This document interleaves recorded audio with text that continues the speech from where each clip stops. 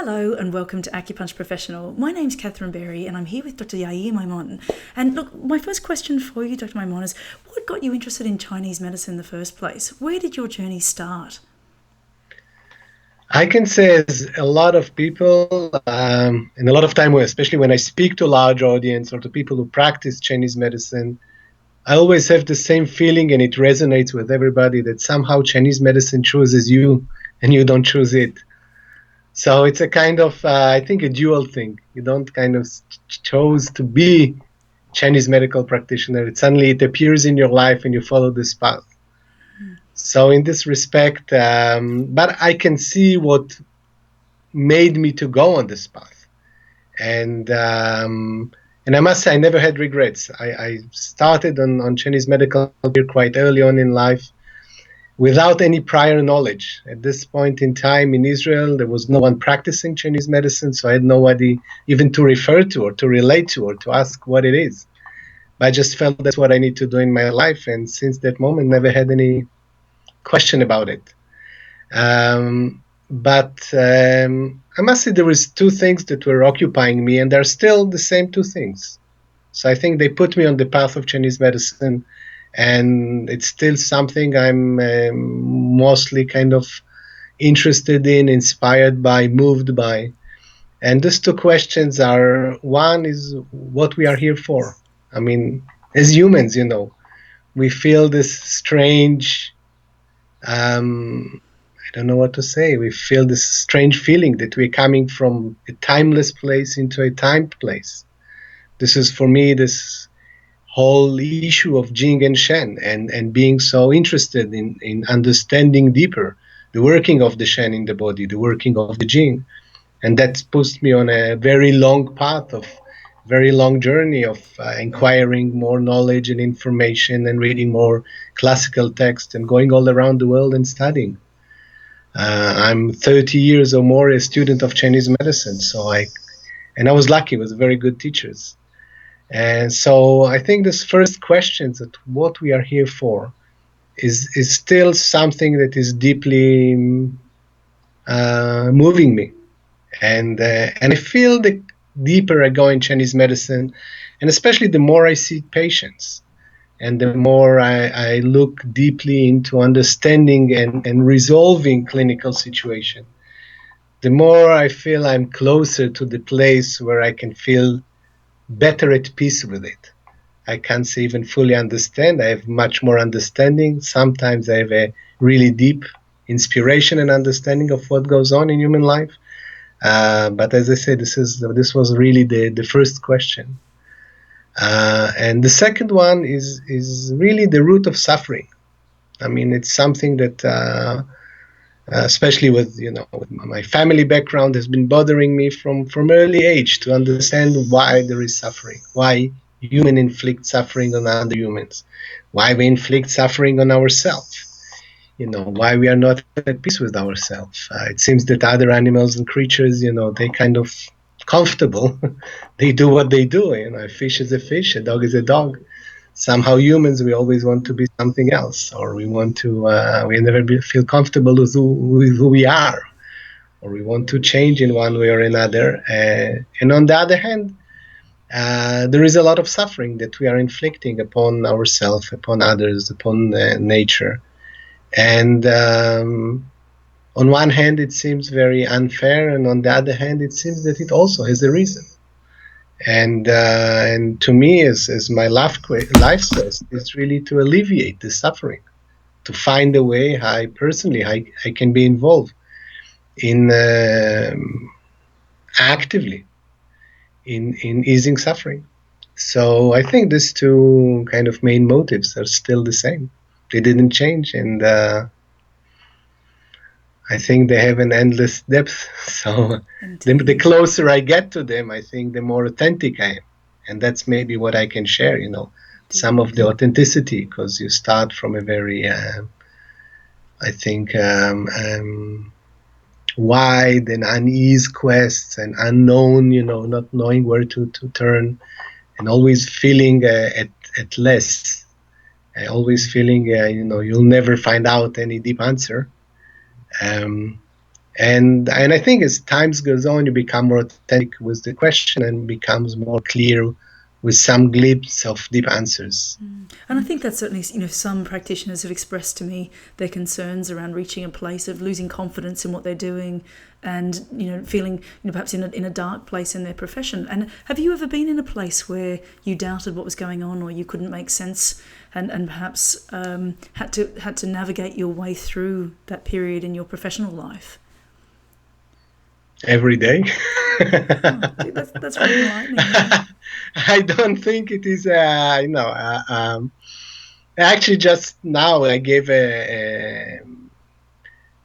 like a lecture, and I'm going to give soon another lecture on the same topic. And the topic is, what do you do when you don't know what to do?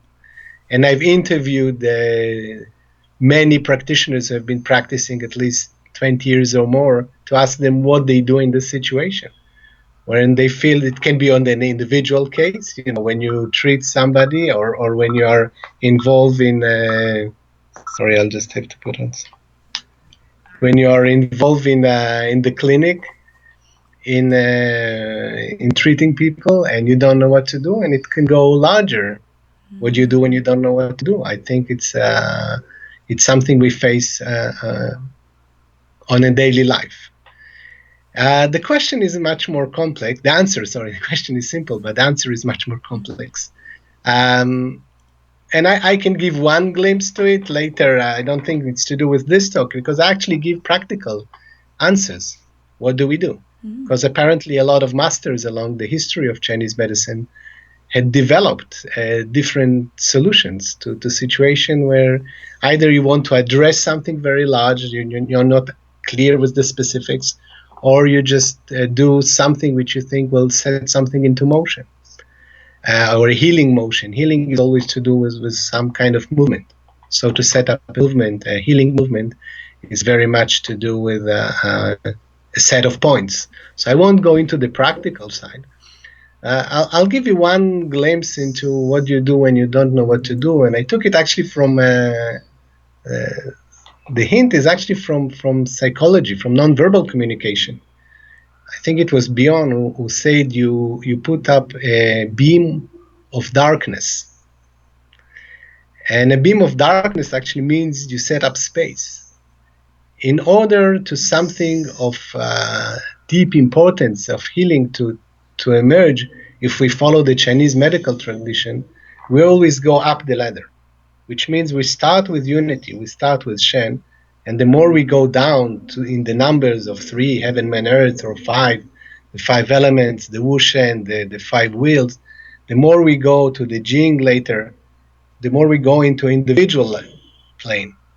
But when we go in treating disease or treating someone, the more we are trying to go back to unity. So we're going from the disease, from the Jing level, the most yin level, the most personalized level, to somewhere which is non-personalized. And this kind of motion from something which is very yin, very material, into something which is non-material is always a motion, again, in Chinese medical understanding, to Shen and to Dao. And one of the most amazing concepts is the concept of Wu Wei, the concept of doing without doing. To us as Western people, it sounds almost disturbing. We like to do, we like to be engaged. Doing and non-doing is a concept which, we find kind of very strange to us. And immediately when we feel uncomfortable, we start to do something. And putting a beam of darkness for me is actually doing the opposite. Is you feel you don't know and you wait and you do nothing. But the decision to wait and do nothing and allow the patient's inner life to appear is actually the real, can be a real strong, both healing but also diagnostic tool to understand what really goes on and how you can best interfere. By the way, as practitioners, we always interfere with something. We set things off balance, not into balance, which is different to what people think. It's actually, we are causing an imbalance rather than a balance. So so I think one of the deep understanding. And I go back to the first question. What are the deep understanding of that we live in a place that is between heaven and earth, is between a place which has a different dynamic, a timeless dynamic, and we live on earth which has a very material yin time dynamic. And from the earth point of view, we are here for a certain period of time. From a sorry, I'll just move it. And from the heaven point of view, it's all timeless. And man is in between these two dynamics. So being in between both of them, I think it's something which is a core and deep understanding. And so I have a question for you about the practical application of that doing nothingness. So when you don't know what to do, you do nothing. And do you mean that, in a consultation with a patient, if you're feeling confused by what's being presented, that you literally hold the space until it feels like something surfaces? And my second part of the question is, in a previous interview that we did around work that you specialise in treating trauma in the Shen, that I know that one of your skill sets is being able to create a very open and earnest space very quickly. And perhaps you can help us with some of the line of questioning that you do in terms of building that rapport, and just how you get to create a space and hold that space in a very short amount of time. I'll start actually with the second part, because I call it magical questions. I think there are questions that are opening doors, and I don't think we treat just with needles. By the way, diagnosis to me is one of the core treatments. Accurate diagnosis that doesn't just set the treatment right, but actually this type of engagement with the patient. And as that refers to the first part of your question, is actually really setting up a very different dynamic, a healing dynamic in the patient. So a magical question, one of the most magical questions, and we can even practice it once if you want. Sure. It takes 1 or 2 minutes to go to the deepest part of the patient. Sure. Is the question why? And so if somebody says, I have a headache, ask him, why do you think you have a headache? And then he will give an answer. And then I think, why do you think you have this? And within 2 or 3 whys, we are in a very deep core imbalance and quest of the patient's life. And I always have this image in my mind when I say to Father Lar, who was one of my mentors, who said about the Suen, it's called simple questions. So if you want to frighten somebody, ask them simple questions. So the whole tradition of Chinese medicine is based on questions and answers of the Chipo and the Yellow Emperor. But in the clinic, really, it's based on asking to the depth of the patient. And I think one of the best questions, and I have a list of them, who are really magical questions, who are setting up something different. They are based on like a simple question is why? Why do you have it? What do you think is going on? And patient very fast will answer and will give you a very deep understanding of their life, their suffering, their pain. And I even say up to the point that they'll give you which acupuncture points you need to use. In what If way? you listen well enough. In what way will they do that? They can say that deep inside, I have this deep sadness. I can't let go of something that happens sometime in my life. They'll tell you, treat the lung, do lung 9, lung 3, Or I feel so lonely in the world, and they'll point you to the heart or the pericard. So if you really listen to the Shen story, to their life story, they will unfold it. This is why, the more we create a space, the more we look deep, the more things will happen. I don't think it's my daily experience. And that's how I try to teach. I've just turned my video off because it pixelated slightly, and I think because of the internet connection. But I'm so fascinated to hear from you these questions that you have, because so much of the work that I've been reading recently with Dr. Leon Hammer and other great masters of Chinese medicine all talk about creating and holding a space where you can communicate with the Shen, and that's where your Shen is communicating with the Shen of the patient as well.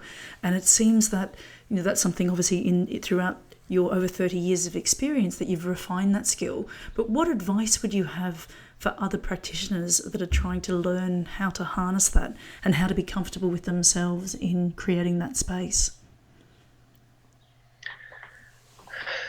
It is so simple that it's hardly anything that you need to teach someone, And I think this is really the kind of deep essence of Wu Wei, I think we always look to some kind of advice and guidelines.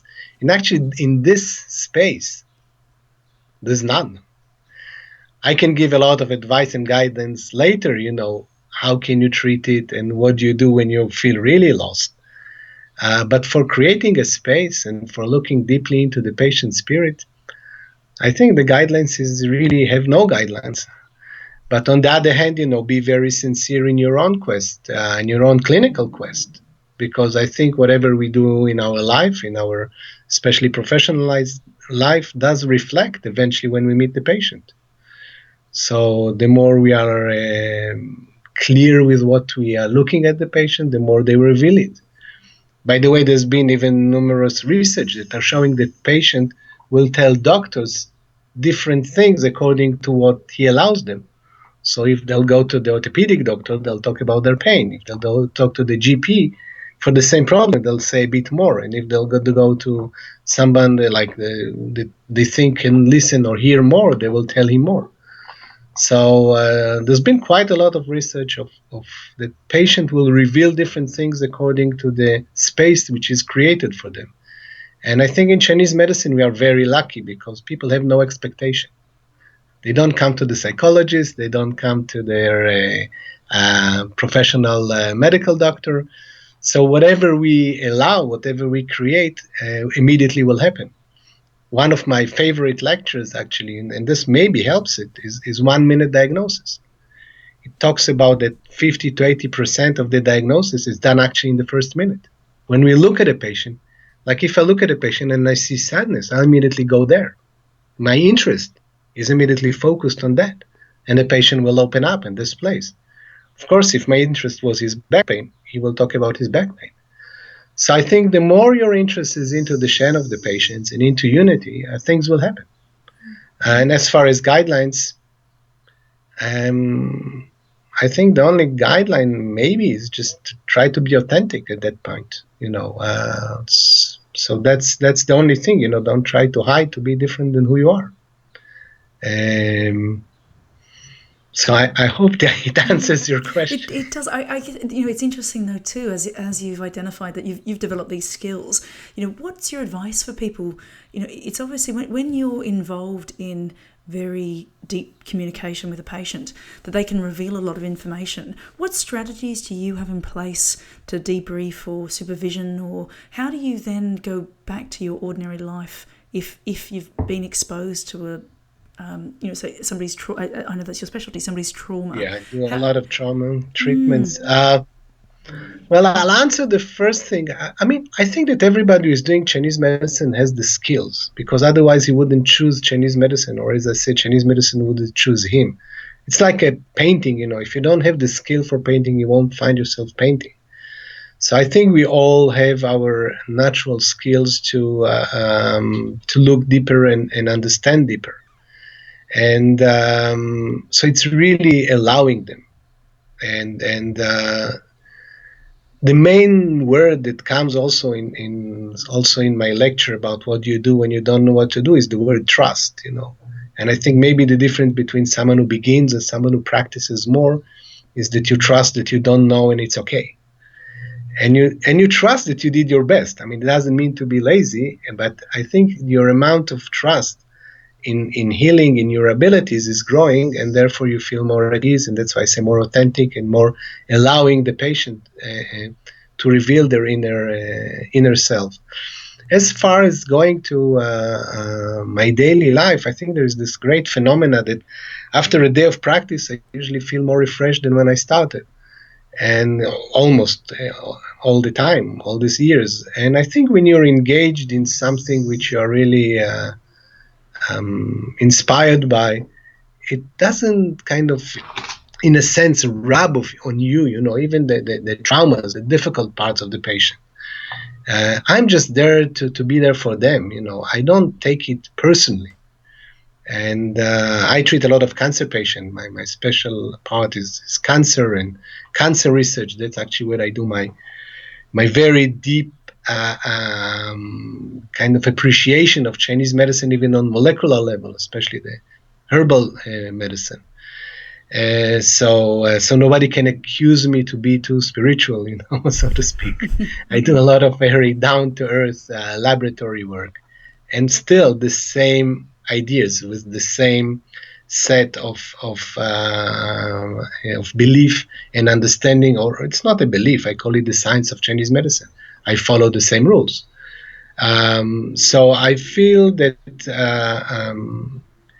In this sense, all you have to do is really have a bit more trust in the science of the medicine. I mean, Chinese medicine is very powerful. It has been proven.